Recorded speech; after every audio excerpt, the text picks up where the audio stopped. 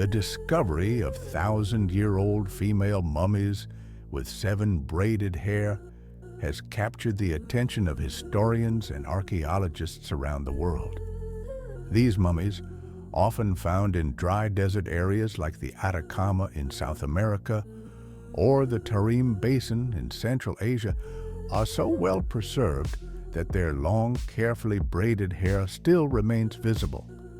The hair is often arranged in 7 thick braids, a detail that may have held cultural or spiritual meaning for the people of that time.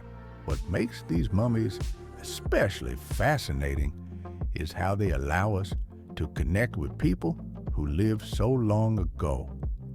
The careful way their hair was styled shows that they were respected in their communities and perhaps held an important role in society. Scientists believe the dry climate and special burial techniques helped keep their bodies and hair in such good condition for over 1,000 years.